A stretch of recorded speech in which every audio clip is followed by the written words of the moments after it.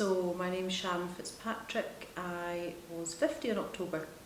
I'm married to Scott and we have two children, Louise and Christian, who are now adults. So they left home about 7 years ago, and we live with our two wee dogs, Maeve and Betty, wee miniature Daxies. I work for the NHS in the Highland and I'm a community midwife.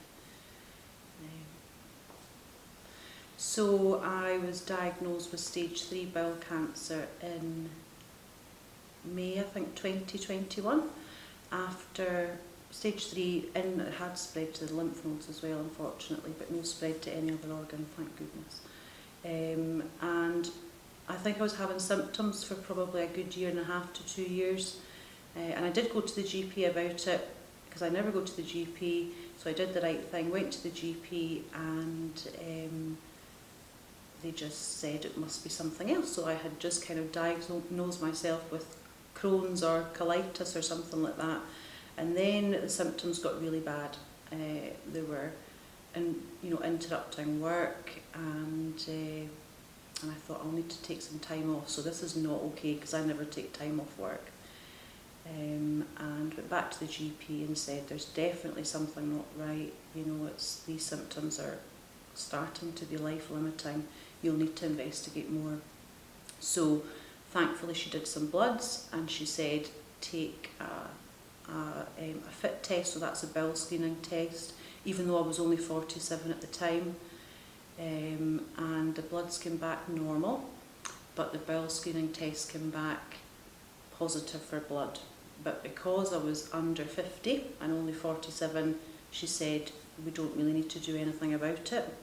So I had said if I was 50 or over, what would we do? And she said we would put you for a colonoscopy. So I requested to go for the colonoscopy. And unfortunately there was a 10-month wait for the colonoscopy. So anyway, I had the colonoscopy and it was found within 5 minutes that I had bowel cancer. And he could see the tumour. So I don't think I was very shocked. I was a bit sedated, so I didn't really think anything. So that was it, and all I wanted to know was, could they fix me? That's the most important thing. Could they fix me? And they said there would be some plans, some meetings, and yeah, so I just kind of put it's all a bit of a haze, if I'm honest with you. It's a total haze. But I remember no crying, just tell me what I have to do, get it out of me, and we'll be fine. So it was decided that the tumour was too big to operate on. So I would have intensive radiotherapy and then chemotherapy as well. So I had both of those over 6 months. And that was through COVID, so nobody was allowed to go with me. Everything was on my own. I had no contact with anybody at all. So it was quite a lonely journey, but I just kind of put myself in a bubble. Kids weren't allowed to see me or anything. So I just had the dog, which was great. So yeah, it was quite a lonely journey, and the treatment was brutal, but it worked, thankfully. So yeah. But I think the worst part of the whole thing was telling the kids. It took me about 6 weeks to tell them, and that was probably the hardest thing. And I decided to keep my kind of friend group quite small, so no family knew. I told my mum and sister through a voice note, which is not good, but it's the way I had to cope with it. And it was very much, don't be, treat me like a princess, just don't say anything about it.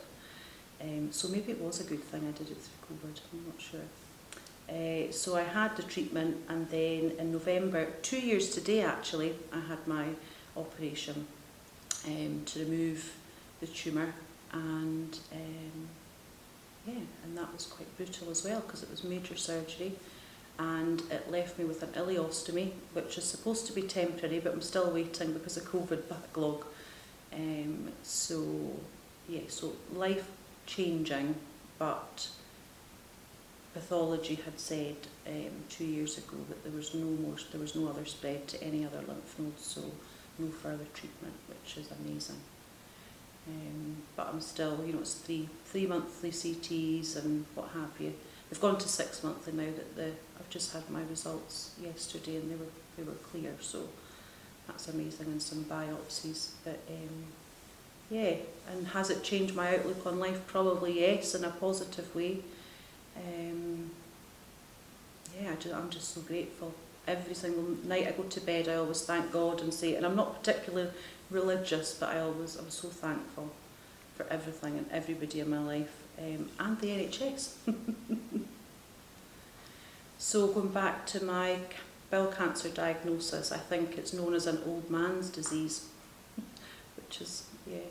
So I think for me, because I'm such a well person and I was having symptoms, and it just happened overnight. So the symptoms were an absolute change in my bowel habit, and I just kind of put it down to hormones and thought nothing of it, and then it became progressively worse.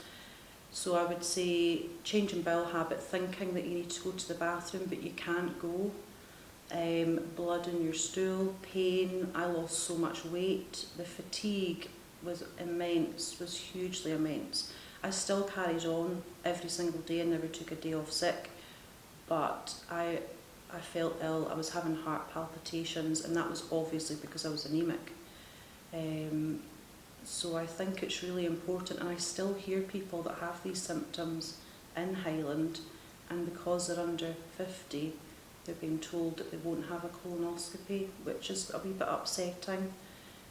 So I would always say, if you're worried about any of these symptoms, speak to your GP, because it's so important, and just advocate for yourself. And it's not that my GP didn't believe me. I think it was, they did check, but I think because of that whole you're not 50, you're not over 50, you can't have it. But it's quite common now in under 50s, and there's no rhyme or reason for it either. So, yeah. So I did see it on Facebook, and I think they had something about bowel cancer in it. So, and I knew that Ali had done so much fundraising, and she's blinking amazing, and she's got so much drive. And I do I give to charity, and it's always for Highland Hospice or Maggie Centre, or there's another couple that I do. And I think it was a whole bowel cancer thing. I thought, do you know what? Because I was 47, and I'd like to just do something just to even help one other person know the symptoms, or know that you're never too young to have bowel cancer. And with Ali, I just thought, well, this is supposed to be, I'm going to go and I'm just going to help as much as I can to raise funds or what have you. And then I realised that it was not a good time to do it. I was far too early for me on an emotional level. So I said to Ali that I would think about doing it next year. And I followed her the whole way through. I was watching online, and I was like, yes, I'm definitely doing it. And she said, I won't forget and I will stalk you. And I was like, okay. And then, God love her, she did stalk me. So she messaged me and said, I haven't forgotten about you. Do you want to do it this year? And I said, absolutely, I'll do it.